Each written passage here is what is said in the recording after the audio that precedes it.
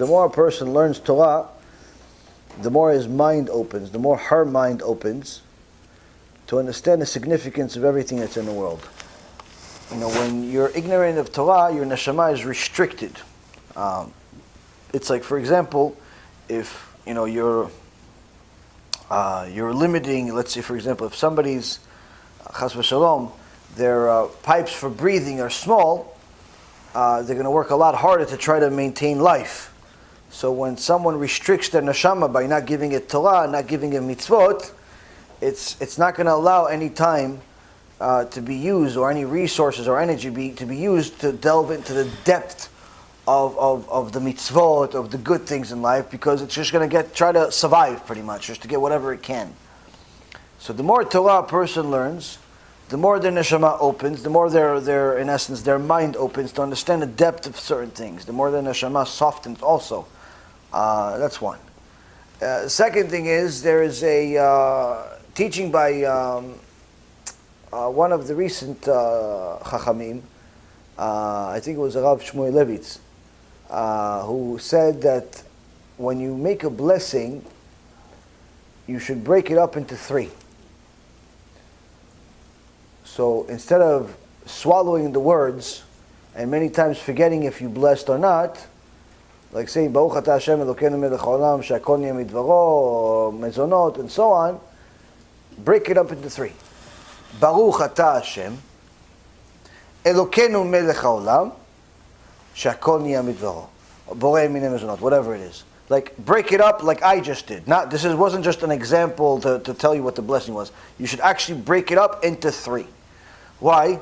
Because that gives you, number one, enough time to think about the words that you're saying. Number two, think about what you're actually going to benefit from. Why are you even blessing Hashem? Why are you even blessing Hashem? Think about the things that you're getting on a day-to-day basis. Like, enjoy the moment. Don't just think about, I'm hungry, so I want to eat and make sure that this goes into my stomach as soon as possible. Like, you have to contain yourself. Number 3, a person that does not know how to control their desires is not a person, it's an animal. So we have to learn how to control our desires by slowing ourselves down. One of the most important teachings that you have to tell kids once they're at a stage of being able to teach them is how to wait. How to wait for certain things. Why? Because if they don't have patience, they're simply going to be animals. If you give them everything they want, whenever they want, all the time, they're just simply going to be animals. Now, you can't teach this really to a 6-month-old or a 1-year-old right away. It takes a little time. But the point being is that you have to teach them how to wait. Why? Because, again, they need to learn patience. They need to learn that not everything is on demand. This generation, unfortunately, wasn't taught that. It's like everybody skipped the generation. Everybody wants everything on demand. So you have to unteach yourself that. And just slow down.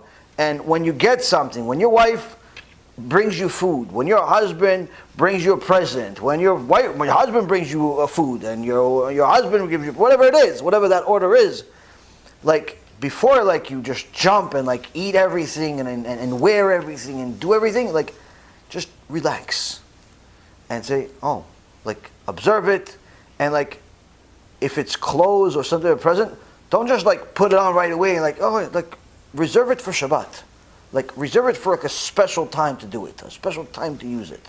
If it's food, like, look at how many different ingredients she used to cook, or he used to cook this, and like, think about, how many amazing things had to happen for this dish to happen, how hard she worked, how many other people that you don't even know worked, and just try to enjoy the creation for a moment. I'm not saying delve into it for 40 minutes until the food's cold, but don't be like such a beast. Like, chill out a little bit. Take it easy a little bit. Relax. And control yourself. It's very important to control yourself. Also, it's important to have a little bit of time, of quiet time, where, you think about your day. Think about the things that you've gone through, or the day, or the week. And you, in essence, count your blessings. I know this kind of sounds like it's from the church, but it really is. It's something that a person needs to count how many amazing things happened to him or her during that day, and thank Hashem for it. Again, Thank your wife for it. Again, like sometimes, it's if you really do this right, you'll realize that you love people in your life a lot more than you do. Because many times when, people get used to their wife or used to their husband, they just take things for granted. Oh, he takes you to work every day, and he picks you up, and she picks you up, she takes you to the dentist, and people do different things, and they're just used to things. So they forget that, this is like, you're like working together. And what ends up happening is that you don't appreciate each other, and people start growing apart as a result of not feeling appreciative, and the relationship suffers. Now, if you start thinking about some of the things that your wife does for you or your husband does for you, just that day, you don't have to think about everything they ever did for you in their whole life. Just particularly that day, you'll realize, wow, that must have been hard for her because she was under pressure, or she didn't feel good, or he was under pressure, or he didn't feel, or whatever it is. You start thinking, and guess what you should do then? Go and say, by the way, thanks. Oh, you said thanks. No, but really, thanks. Really, thank you. I love it. Be a little bit more appreciative of certain things. But how could you be more appreciative? You have to think about them. How can you think about them? Stop thinking about yourself all day. When all you think about is fulfilling your own desires all day, you are literally one level removed from an animal. That's what happens with most people. All day, they think about fulfilling their desires. I'm hungry. I'm aroused. I'm this. I'm that. And become They just want to eat. Desires. All day. Enough. You stop thinking about yourself so much. You have to think about the world around you. And the person that thinks about themselves all the time is simply going to be an animal, unappreciative animal. So you have to think about all the things that people do for you. Like I said, you don't have to think about the food long enough until it becomes cold. You don't have to think about every single thing that your wife ever did for you from the time she was born. You don't have to think about every single nice word that your kids ever told you. You don't have to think about every single chidush that your rabbi ever said. No, you don't think about every single thing. But just, what happened today? What happened this week? Think about that stuff. Think about some of it, especially when things are tough. When you want to, you're mad at somebody, you want to not be mad about them, think about all the good things they did for you. You should think about the good things they did for you, all of a sudden you forgot why you're mad. 1 minute she was the most annoying person on planet Earth. You couldn't wait to run away. But then you calculated how many million things she did for you to help you in your life, and you're like, I can't believe how amazing she is. Why is she even with me? And then you realize, wait a minute, I was mad at her? You end up apologizing. Why? Because you realize that this person's amazing. Same thing vice versa. You're mad at your kids. You're upset at your kids. Your kids are annoying. Your kids are driving you crazy. Your kids are spoiled, and so on and so forth. But then you realize, wow, every time they fall asleep and I look at them, I think, oh man, I should have done this. I could have done this. I could have done 1.5 million different things that you want to do, you could have done, but they're already asleep. Well, guess what? You could do it this time while they're awake. By thinking about, how cute they are when they're sleeping. But that's the thing. It's like you have to think. And it's hard to think, because there's so many moving parts.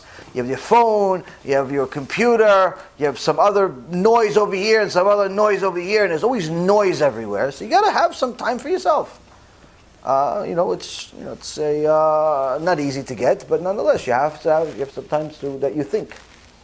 You think about your day, and if you can't do it every day, at least do it every few days or every week. You have to do it. Because if you don't do it, you're going to ultimately become very, very bitter and miserable in life.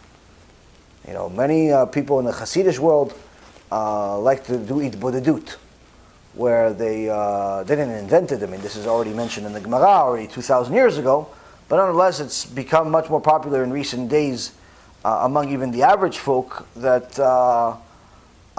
just sit there and talk to God for an hour in their own language. And this is a very good idea.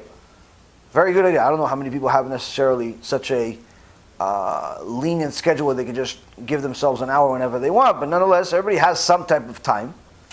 So you can talk to God in your own language. Aside from the prayer, this doesn't replace Shachrit, Mincha, and Arvit.